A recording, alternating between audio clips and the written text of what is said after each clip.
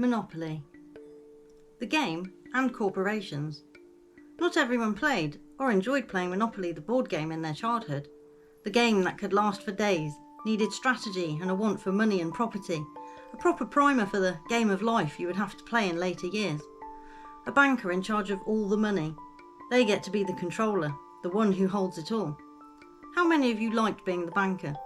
Did you also make a play for the high-end properties? Mayfair and Park Lane were the rich and luxury purples in the UK version, bringing in the most revenue if you were lucky enough to be able to build your houses and hotels.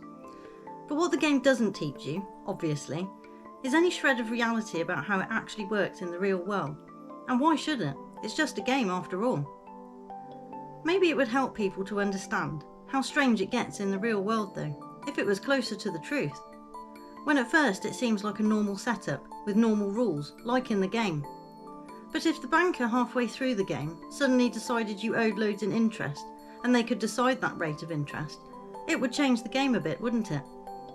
And that they were going to charge you for just passing their coloured square, not even landing on it. You wouldn't want to play, would you?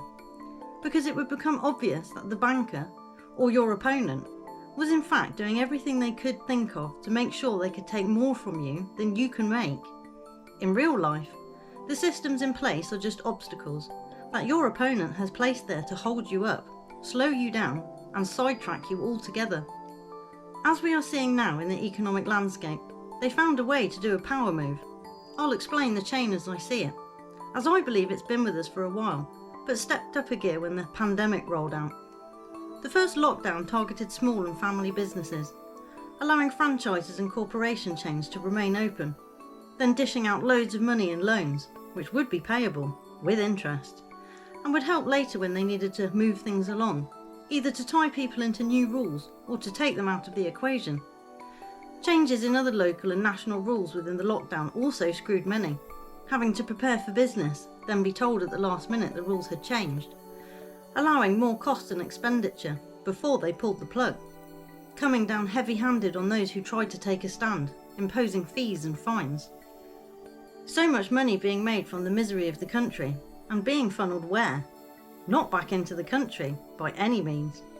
It would seem to have been a grand money laundering scheme, to take out as much wealth, savings, stability, community, and future prospects that they can. And still it continues. Travel being disrupted still while they drag the Brexit drama along, adding more time and money to processes that have been mastered for as long as we could trade, but clogged up now with red tape and opportunists forever trying to get their piece, rather than make it work for all. And within the travel industry, we have a completely failing tourist industry, by design too, of course. Although most of the hotels who were bought in the early days by government, whether they were just worried because they thought they would go down, or took the bait, or they want the country to fail, who knows for sure. But they are just there for current purpose, as I believe there will be no need for hotels with the future plan they have for this island. So it won't save them, just temporarily give them an income, while allowing the drain of the country's finances to continue. People shouldn't understate how important the hotels have been in this, as they have facilitated the rather large daily bill the government is covering, putting the debt further onto the people they are bleeding dry. The utility companies stepped up next to play their part. In a stunning display of greed, we get our household utilities increased at a stupid rate for no good reason. Cue the desperate business owners with bills higher than their entire turnover. Next wave of small businesses started to close shop, with stress after stress and no end in sight. I can see why some threw in the towel. Then we get to the interest rates. A deliberate and steady increase in those too, helping anyone with savings and damaging those with interest-based loans and variable mortgages on the ground.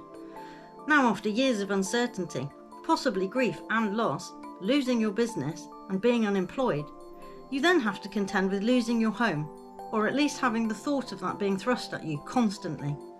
And in case you might have had a few spare pounds still, no fear, they increased all the other bills too, and fuel, to really make you feel the squeeze. Supermarkets came forth next to show it was going to be a coordinated effort, price gouging and taking advantage of people when they are at a weak point economically, being quite the opportunist. All of them, from what I can gather. Still sort of competing with each other, but really it seems more about how much they can add to the label before people stop buying the product. They have also played a key role in this, being able to dictate and control people in the early days of this. Stickers on the floor, plastic screens, washing down trolleys, heavy-handed security, counting people in and restricting access. And even now they quietly install their barriers, monitors, self-service tills and screens to watch you while you do your shopping, and to help be a part of the digital lives they want us all to lead. So, you can scan into the supermarket, just like all the other products in there. And politicians. Who could overlook their role in all this? It is now out there for everyone to see how self-serving they really are. Although having an allegiance to something, it is not the country they purport to serve.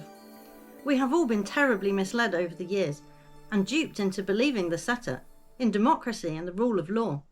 It's become starkly obvious that that setup was there to make them rich. Democracy was a cover to pretend they would agree to order, and the rule of law serves them, and if it turns out there is a way to turn one to our advantage, they make efforts to change it. Again, to be in their favour, how can you get justice when they own the courts and the judges and write the laws? What we are subject to is a stunning display of grotesque corporate obesity, where they have gorged themselves on us for so long that they have lost sight of their toes and what is even real. No longer able to function properly or move, instead trying to consume more and more to sustain the morbid overload that is out of control. Each department of it acting as a distorted limb that can't hold up anymore under its own weight, grabbing at anything it can as a crutch, which too ends up being crushed under its enormous greedy mass. We would do well to try and remove ourselves from its reach or grasp and stop feeding it as best we can. I get the feeling it's reaching a critical mass at this point for their greed and our awareness, so it will be an interesting time ahead.